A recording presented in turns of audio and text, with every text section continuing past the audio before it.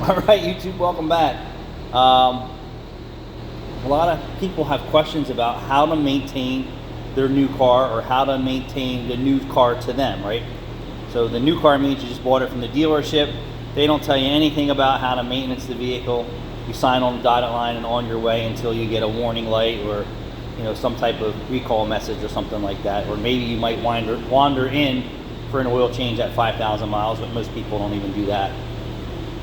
They show up at 10,000 miles, and then they wonder why they have problems with their brand new car at 30 or 60,000 miles. And I'm meaning engine replacement out of warranty. So if you buy a new car to you or a new car, right, what do you want to do? How do you want to maintenance it? Well, you need to find someone who knows how to maintenance a car. And you're going to find a spectrum of definitions for every vehicle and every mechanic. And the good ones are going to tell you the same thing. Don't follow the OEM maintenance procedures. Don't follow the maintenance light. You want to have sooner maintenance intervals. And this goes on for just about every vehicle. So if you buy a brand new car and they say, if you even hear that, we'll see you for your first oil change at 10,000 miles, the red light's going to go off in your head and say, what did you just say? Oh yeah, 10,000 miles. That's full synthetic. You can go 10,000 miles, no problem. No, that is a problem. You definitely don't want to maintenance your car that way. So we're just going to talk oil changes real quick. Do not follow the OEM recommendations. What's good for your buddy is not good for you. What people speak about on the internet is not necessarily good for you. That's their personal experience. And then you're going to have your own personal experience with your new car or your pre-owned car. So my advice is, if you want to look through the owner's manual and see what maintenance tips are in there, cut them in half. And that would be my opinion. So if it says 10,000 miles, you absolutely don't want to go any further than 5,000 miles for an oil change, and you want to be more on the 3,000 mile side to completely avoid having internal engine issues. And it is 100% possible with changing your oil sooner. You are less likely to have dirty intake valves, fouled spark plugs, carbon buildup, oil sludge, varnish in your engine. That's facts. So sooner maintenance. And that goes for the whole maintenance spectrum. If it says, oh, we'll change your air filter yearly. Well, what if you live in the desert? Does the owner's manual tell you to change your air filter yearly? Probably, when you know it's not possible. Or if you live in the woods and you know that your cabin air filter is full of leaves and rodent urine, don't you change that in a year. So I wouldn't go with those specs. I would say have a good service technician who's maintenance minded, who knows that the value of maintenance and the importance it is to you to do sooner maintenance. We're not selling you anything anymore. We're more or less, we're selling you information on how to maintain your car and avoid costly repairs. That's the fact. When people come into the shop and they, oh, he tried to sell me a brake fluid flush, or he tried to sell me a coolant flush, a fuel injection, a GDI.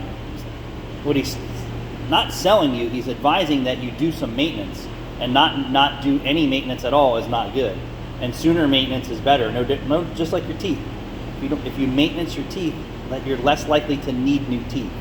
That's a fact. You floss, you rinse, you don't eat candy. And people say, well, eating candy has nothing to do with it. Eating candy can crack your teeth, it can pull your teeth loose. But my point is, if you take care of your teeth, right, I'm just using an example, you're less likely to need teeth, right? Or tooth replacement. No different with your vehicle. You're less likely to need costly repairs of systems if you do sooner maintenance than what the manufacturer says. And that's where I said, find a good shop, that, is keeping an eye on your car, and things like that. So sooner maintenance is the key. I know this is kind of like a blanket thing, but a lot of people out there don't know how to maintenance their car because the dealership's not teaching you and they're not educating you. You default when you have a warning light come on, and then you call your mechanic or you call the dealership and you say, why does my brand new car have an airbag light? Like, this is my situation. Why does my brand new car from Kia have a brake failure warning light message and now an airbag light message on the brand new car that doesn't even have 4,000 miles on it? I'm not overly concerned about that, but it is an inconvenience, and it's nothing that nothing that I can control. This is problems with the vehicle already, and this is just the beginning, I'm sure, for issues. So for my brand new car that my son's driving, we checked the oil at 3,000 miles, and it was still clean. Clean as like it looked like it didn't have any contaminations changing the color of the oil. And I said, hey, I'm going to do this oil change at 4,000 miles, and he's about 200 or 300 miles due, and I will do a video just like that. And I will also check the air filter just to see what it looks like at 4,000 miles. But he is mostly on the road, and we're not in a dusty, dirty climate area to affect that. But I don't know any clean roads out here, and your engine is basically a super high-powered vacuum cleaner that's sucking air and debris in that's in its environment. So we'll see how long that air filter in our environment takes to need to be replaced. We're also in our environment with the oil conditions and driving habits that he has in our area of the world, which is important, right? And the uses he's putting that vehicle under. So I think 4,000 miles is probably going to be the spot for that, and he's using regular gasoline in there. We're going to see, but sooner maintenance. We're not waiting for the maintenance require light to come on and then continuing driving it past that and throwing the rods out of it, right? We're not interested in that. We're interested in maintenance and taking care of the car. And if you have an older car, you may not be able to get a baseline, or a pre-owned car, even a pre-certified car. You still may not have a baseline, nor did that place that sold you the car have a baseline on the oil consumption, the carbon, the tune-ups, all that stuff. Sometimes you can get that information, and sometimes you cannot. I mean, it's not always readily available, and some places just, they don't know. They're selling a product. They're not selling you everything that was done to the car unless you can get a laundry list of what was done. But was it done soon? Was it done late? You know, that's the hard part. But most of your pre-owned vehicles, you as the driver or the owner or operator, you need to establish a baseline, like, all right, is the throttle body dirty? Have the filters been done? Has it had an oil change? Does it have sludge? Does it have carbon? You know, there's multiple things that you need to do with the pre-owned vehicle to get a baseline on a car. Because I would tell you, the habits of most people are they ignore the maintenance, and typically when they show up for repairs, the car is in need of repairs and maintenance, and depending on their budget, would only predicate them getting what they're there for, right? I'm only here for this today. And then other customers like, hey, I know I missed the diff service. I know the battery is original.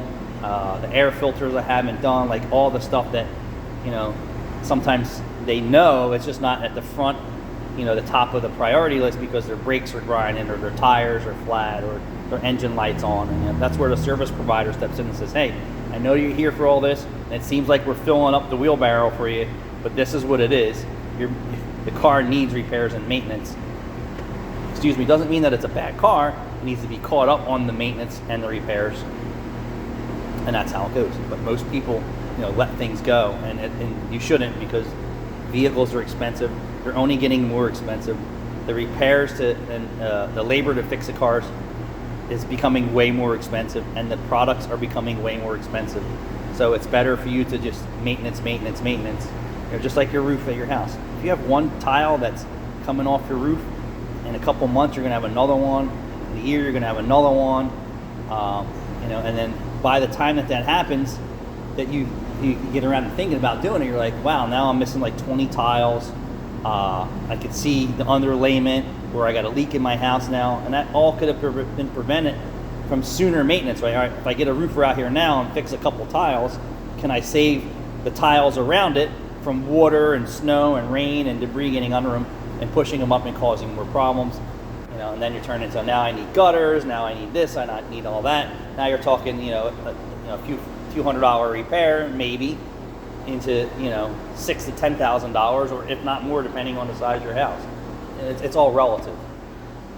You know, your heater at your home, your air filter needs to be changed all the time. You know, every 3 months, depending on where it's located in your house, the area of the world. Is your laundry room in the same room as your heater, right? Would predicate how much more dust, debris, and movement of air that it's sucking into your house. So it all works together. But this is about, when should you maintenance your car? You should be doing sooner maintenance all the time. Don't follow factory scheduled maintenances. They're not real world experiences. And you have to test your own vehicle. Thanks for watching.